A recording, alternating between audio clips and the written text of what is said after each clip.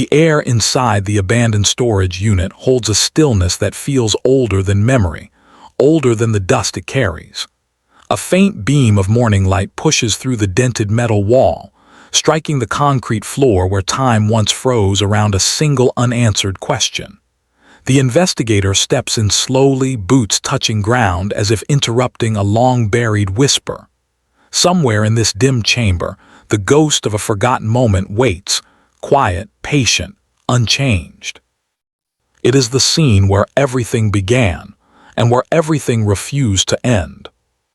The victim's name was Marina Hale, age 27, a woman with a past stitched together from resilience and quiet ambition.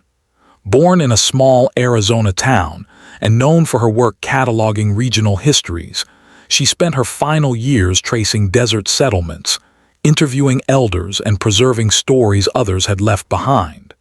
She lived modestly, wrote frequently, and kept records with the same steady care she brought to every detail of her life. When she was found lifeless in the summer of 1975, the shock was not only in the loss, it was in the stillness of it, the way nothing around her made sense. Case notes from that year describe the discovery as orderly, untouched, without clear sign of struggle. Yet the absence of disturbance was disturbing in itself. Investigators back then walked the perimeter, collected samples, photographed footprints that led nowhere. They logged the room temperature, questioned neighbors, and searched for objects that might explain the silence. Every report returned empty. No prints, no witness, no motive strong enough to hold. The investigator now, Elias Mercer, seasoned, quiet, measured, re-enters the space with the calm of someone who understands that time does not erase, only rearranges. His gloved hand hovers over the dust on the metal shelf. Each particle rises like a memory refusing to settle. The weight of the old mistake follows him in. He crouches near the corner where the body once rested. Not a scene recreated, just a shape in air, a suggestion.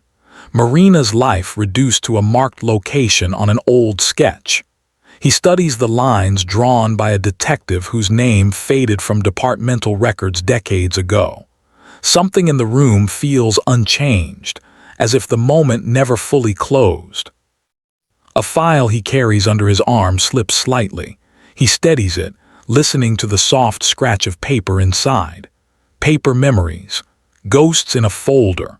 The room smells faintly of aged cardboard and warm dust, the way old archives smell, truth sealed inside layers that outlast people. Elias' breath is slow. His eyes move methodically across the shelving, boxes stacked years ago, surfaces coated in desert grit. Light touches metal, bends around old tools, and dissolves into the dark corners. The silence is almost complete. Almost. He lifts a yellowed photograph from the folder. Marina stands in front of a row of adobe structures, smiling faintly, a recording device in hand. Her notes appear in the margins, written with the precision of someone who saw value in every detail. Elias studies the picture, searching for something he once missed or something no one thought to look at. The smallest anomaly could unravel everything. He walks to the doorway, recreating the angle from which the witness, if there ever was one, might have seen the scene. The space looks harmless now, harmless in the way old places become after time sands their edges. Yet a quiet tension lingers in the floor, in the walls, in the faint trace of memory carried by the air. Elias' voice breaks the silence for the first time. A whisper, "Marina, what did we not see?" No answer, only the metallic creak of heat expanding the unit's wall. He kneels again, letting his fingers hover over the dust-packed cement. In 1975, the lack of footprints suggested either an extremely careful person or an unintentional erasure of evidence. Back then, investigators leaned toward accident, contamination, oversight. But Elias never felt convinced. The stillness seemed too deliberate, too arranged. He recalls reading Marina's journals long after the case went cold. She wrote about people she interviewed, places she visited, questions posed and left open. She had a way of noticing tension in others, a withdrawn sentence here, an unfinished anecdote there. Her final entries were clean, almost too clean, as if she had been preparing for something or someone. Elias stands, exhaling once, then returns to the center of the room. The past sits around him like a weight. He knows he is not here to solve what happened. He is here to understand why it stayed unsolved. He closes his eyes briefly, letting the scene settle in. When he opens them again, the stillness feels sharper. The case never truly left him. It just waited. Case reopens due to discovery of new crucial evidence. 1,000 words. The reopening begins quietly, almost unexpectedly, with a single envelope placed on Elias Mercer's desk one early morning. No signature, no return address. Only his name typed with the mechanical neatness of an old machine, the sort Marina herself might have used in her archives. Inside, a single item rests, a small, worn audio tape labeled Hale Interview Not Filed. Below it, a short note typed on thin paper. This belongs to the 1975 case. No explanation, no sender, no context. Investigators who reopened the storage unit 2 years after the original case found nothing but abandoned tools and a thin coating of dust. Yet this tape, this single, quiet object, suggests someone kept a piece of Marina's final work hidden for decades, and someone has now decided it is time for it to surface. Elias holds the cassette carefully, its plastic edges dulled with age.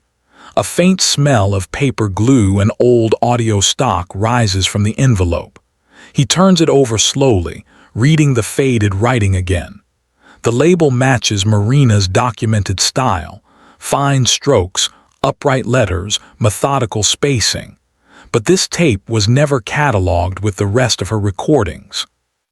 He loads it into an old player retrieved from his evidence cabinet. The machine clicks, hums, then settles into a low mechanical rhythm. The sound that emerges is thin at first, ambient desert wind, a microphone shifting, faint static. Then Marina's voice, calm and steady, asking, "Can you repeat that last part? The dates? What happened exactly?" A second voice enters, male, hesitant. I don't know if I should say more." The words are not incriminating, not aggressive, not immediately useful, but there is weight in them, a kind of guarded tension. Elias listens carefully, adjusting volume, nodding every pause. The interview continues for several minutes. The man speaks about community land disputes, old disagreements, shifting property lines. None of this appears in Marina's official notes. She did not mention meeting this person. But then comes a phrase that changes everything. Marina's voice, "You were near the site that day." The man, "Not exactly, but close enough." Close enough. The phrase contains a subtle unease. The tape clicks at the end, the machine spinning to silence. Elias stops the playback and sits back in his chair. He can feel the shift, small, precise, undeniable. This tape was withheld intentionally, either by Marina or by someone connected to her work. It fills a gap the original investigation never knew existed. By the afternoon, he submits a formal request to reopen the Hale case. The department approves it with quiet urgency. Old files are brought out, boxes once sealed now opened again. Photographs spread across the table like frozen seconds. Reports written in the language of that time, brief, procedural, unsure, resurface. Colleagues ask Elias what triggered the reopening. He answers with the same calm tone he carries everywhere. New evidence, something overlooked. They leave it at that. No need for details yet. The tape is digitized, evaluated, cleaned up, background noise reduced. The voice of the unknown man becomes clearer, his hesitations more pronounced. Analysts attempt to match it with archived voice samples from regional interviews, old community meetings, recorded testimonies. No match yet. Meanwhile, Elias revisits Marina's last known movements. Her travel logs indicate she was gathering stories in a remote township on the outskirts of Yavapai County, near land affected by old border agreements. She listed interview subjects, elders, caretakers, local historians. But one name is absent, the man on the tape.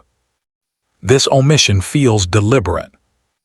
Elias re-enters the storage unit again, carrying a digital recorder this time. He scans the space with a slower gaze, as if the arrival of the tape changed the language of the room. Shadows seem sharper, angles more precise.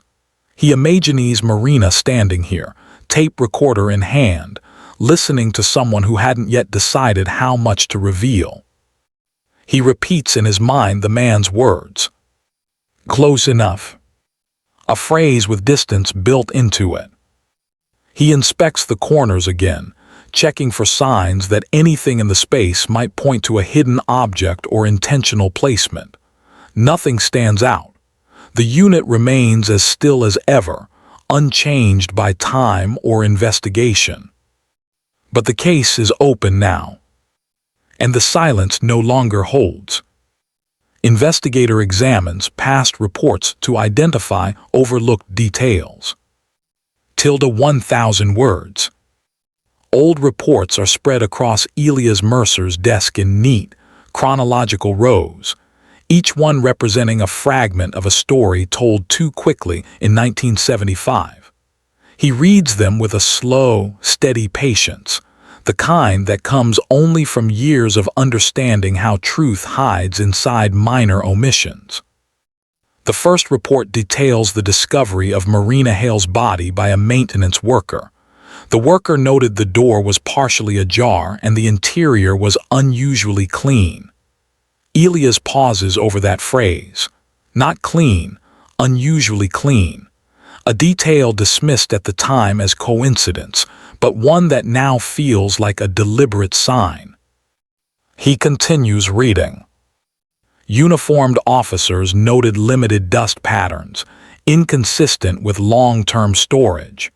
This was attributed to recent movement of crates, though no witness confirmed such movement.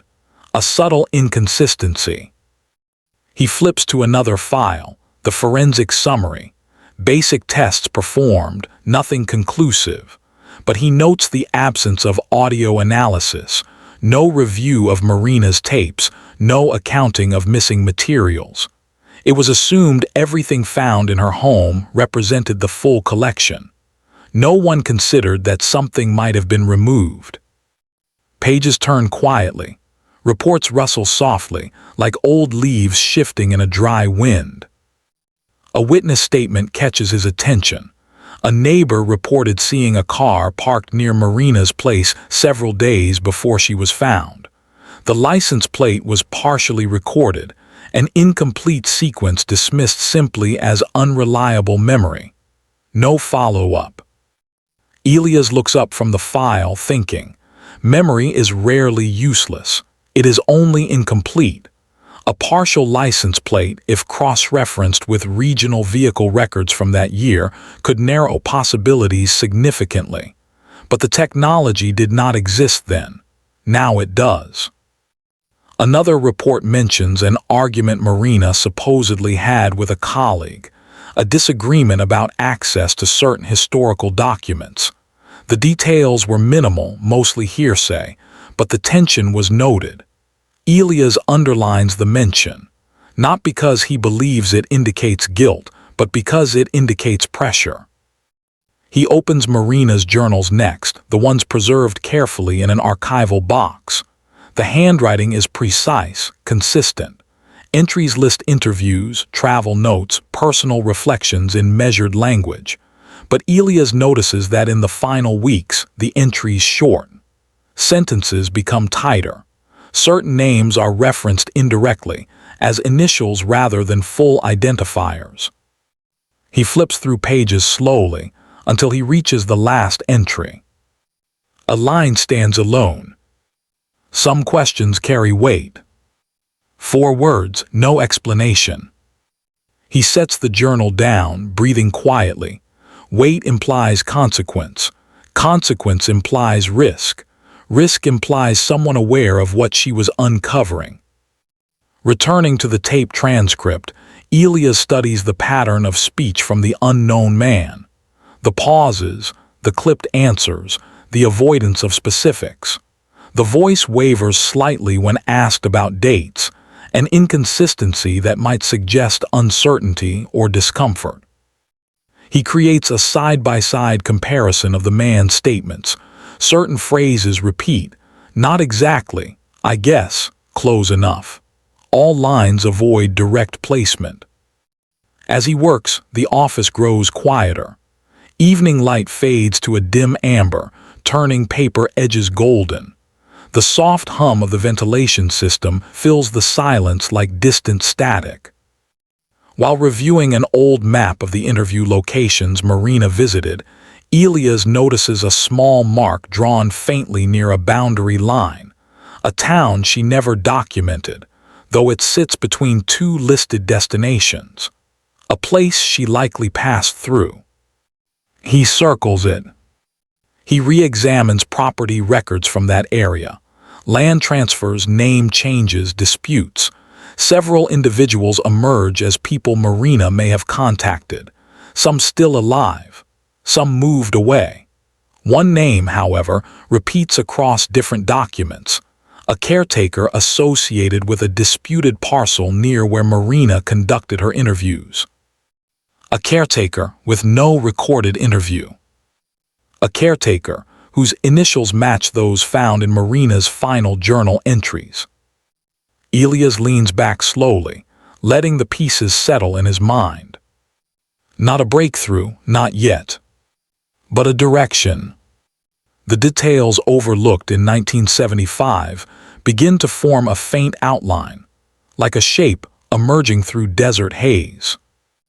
Something small, something quiet, something waiting.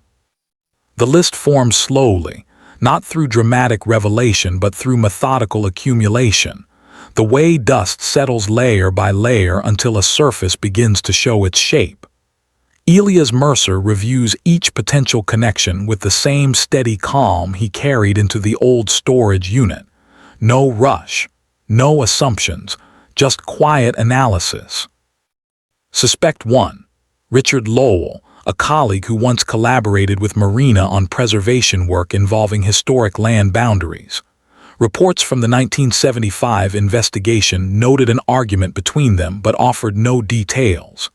Elias studies their correspondence, professional, measured, polite. Nothing overtly hostile.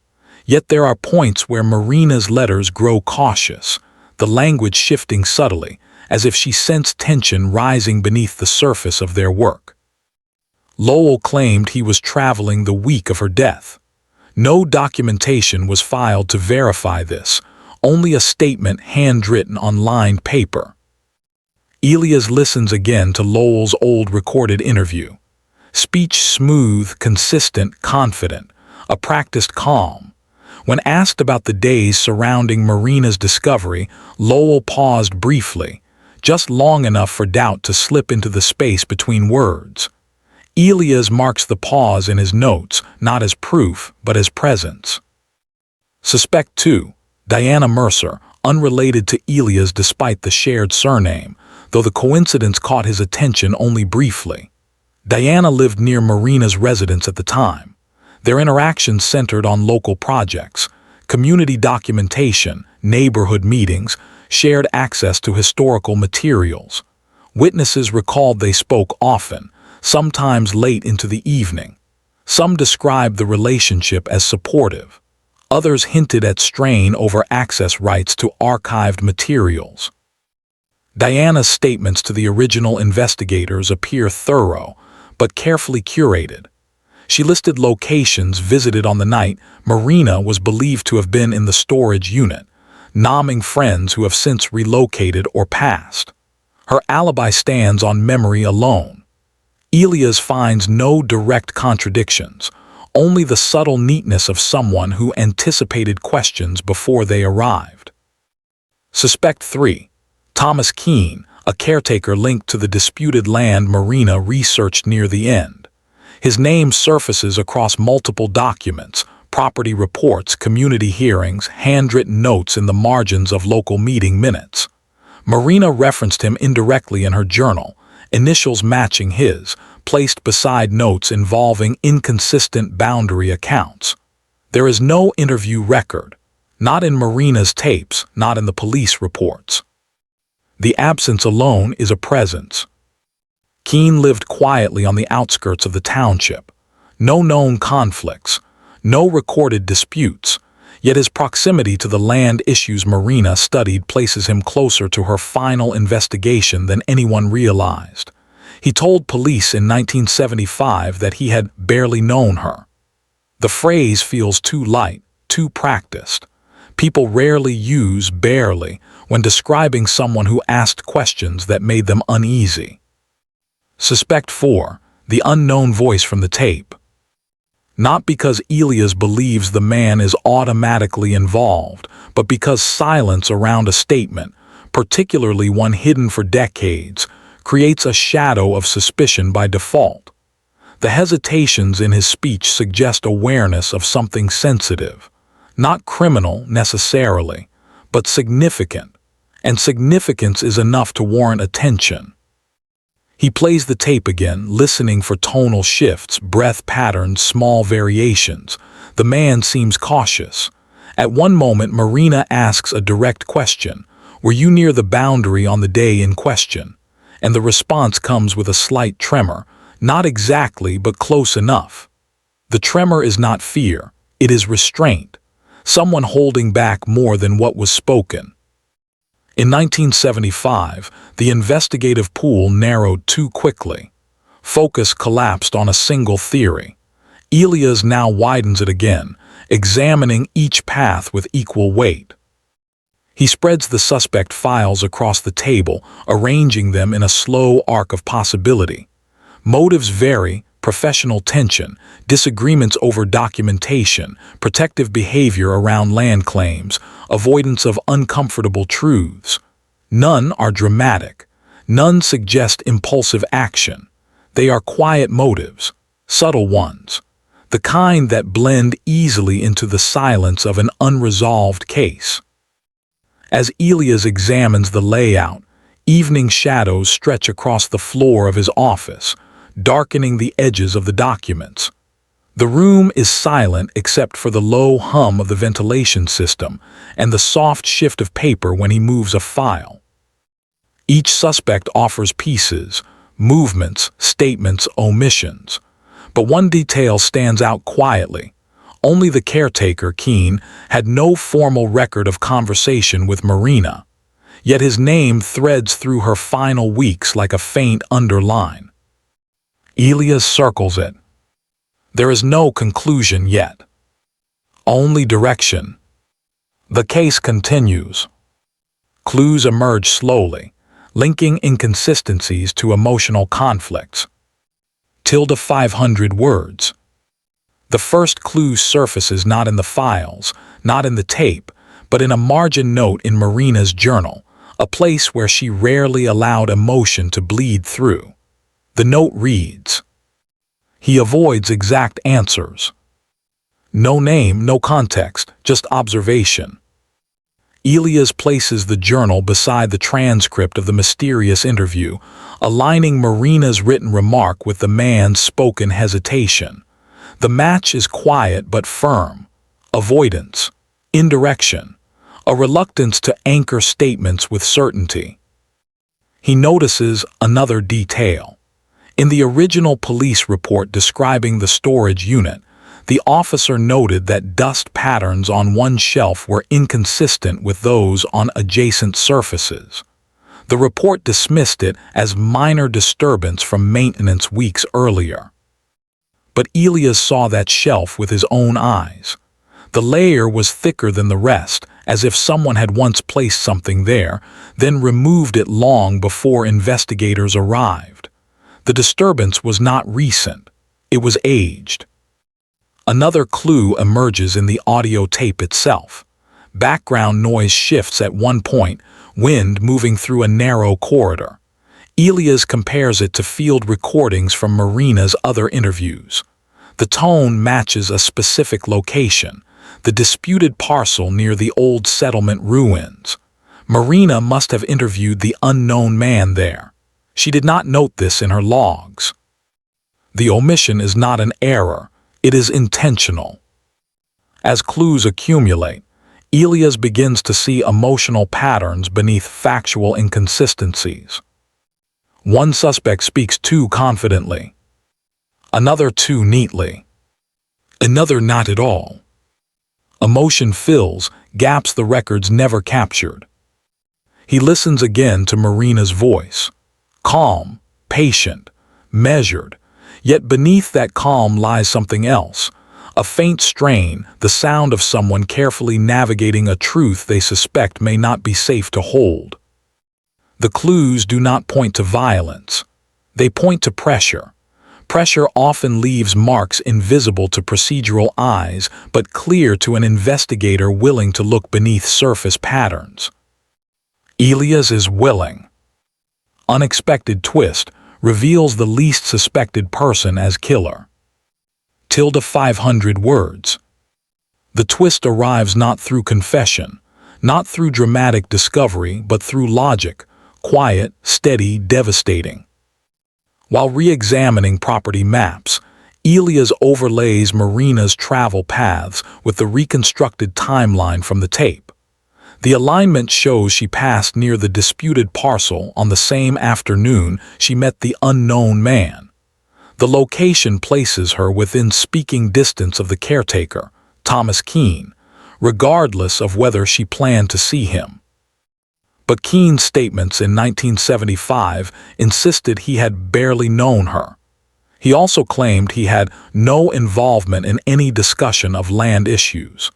Yet his name appears frequently in documents Marina sourced. She had been tracing inconsistencies in land boundaries, records Keene oversaw. Elias revisits the audio. The unknown man hesitates when asked about who else was present near the boundary that day. The silence after his pause is not fear, it is conflict. Someone close enough to know more than he admitted. Someone he did not want to implicate.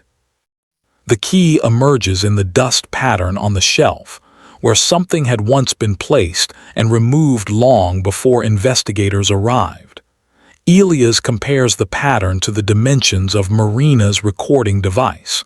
The match is near exact. Her recorder was placed there, meaning she was inside the storage unit willingly. Meaning someone she trusted enough to meet had been with her.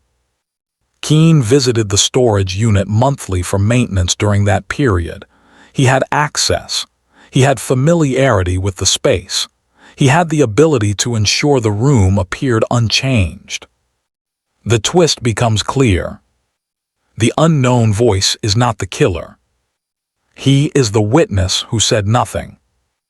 And the least suspected person, the quiet caretaker, the man with no recorded interview, no documented conflict, no dramatic presence, had the closest access to Marina's work, her roots, her locations, and her trust.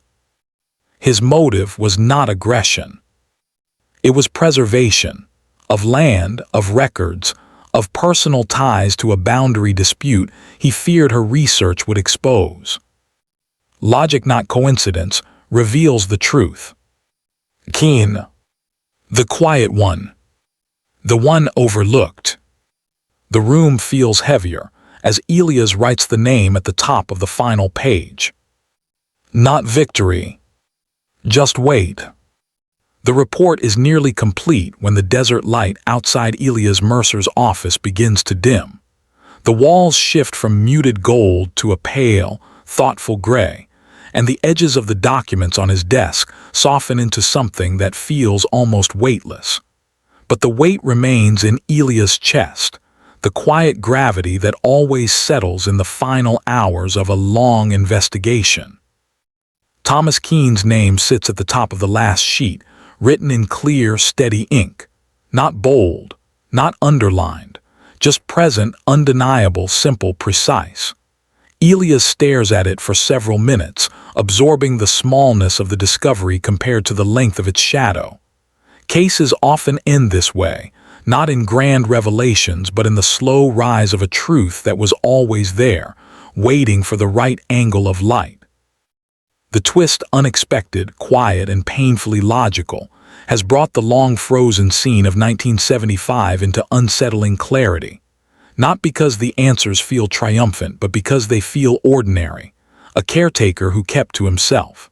A conflict over land boundaries small enough to dismiss, yet heavy enough to alter the course of another person's life.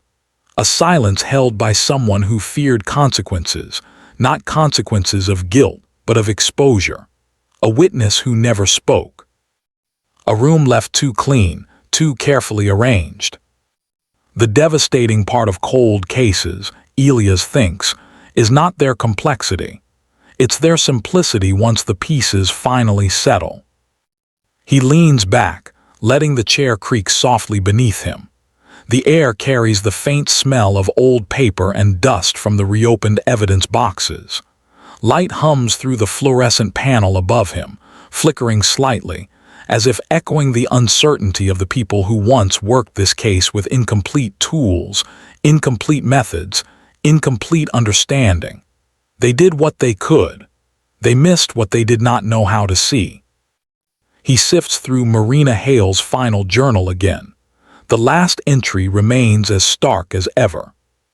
Some questions carry weight. He runs a finger lightly beneath the line, not touching the ink, just aligning his breath with the thought behind it. She had sensed it. The tension, the resistance, the subtle avoidance from the people she interviewed. She understood that truth, even when not fully visible, presses against those who come near it. Elias closes the journal gently. He sets it beside the transcript of the tape, the evidence logs, the photographs of the old storage unit. Each object represents a fragment of Marina's final days, ordinary tools, ordinary notes, ordinary observations. Nothing dramatic, nothing cinematic. And yet, stitched together with patient logic, they form a line of inquiry that survived decades of silence. He returns to the storage unit one last time before submitting the final report. The door groans quietly as if recognizing him. Desert air slips into the space, warm and dry. Dust trembles where light touches it. The room is still but no longer frozen. The past has been disturbed, not violently but with gentle persistence. Elias steps inside and looks around. The shelf where Marina's recorder once rested now sits exactly as he first saw it, coated in thick dust, bearing the absence of something long removed. The concrete floor remains unchanged, cracks forming thin, subtle branches that map the slow passage of decades. A faint metallic scent lingers in the corners, the quiet smell of forgotten places. He kneels where Marina once stood, or sat, or paused. The moment of her final breath is not what he imagines. He refuses to conjure scenes, refuses to fill the silence with invented images. Investigative work demands restraint, precision. The past must stay intact. Imagination cannot replace evidence. Still, the weight of the space sits on him, not because of what happened, but because of what remained hidden for so long. Cases like this do not teach lessons. They reveal patterns, habits of human behavior, tendencies toward secrecy, moments where fear outweighs clarity. They show how easy it is for surface calm to conceal deeper tensions. How simple it is for someone quiet, someone overlooked, someone with a small motive they believe justified to slip past attention. Elias stands slowly, brushing dust from his gloves. His breath echoes faintly off the empty walls. The unanswered question that lingers is not why Keene acted as he did. Logic has offered enough to explain that. The deeper question, the one that cannot be filed neatly or presented in a report, is why Marina walked willingly into this space with someone she sensed was holding back truth. Why she trusted proximity over caution. Why she believed, even in the presence of quiet conflict, that her work would lead her safely through. Truth does not announce itself, Elias thinks. It hides in tone, in hesitation, in the absence of detail. Marina understood this, but understanding is not protection. He takes one last look at the unit before stepping outside. The sun has begun to slip behind the jagged desert horizon, leaving a dim amber glow that softens the edges of the world. He closes the metal door gently, letting the latch click with a soft finality. Back at the office, he files the report.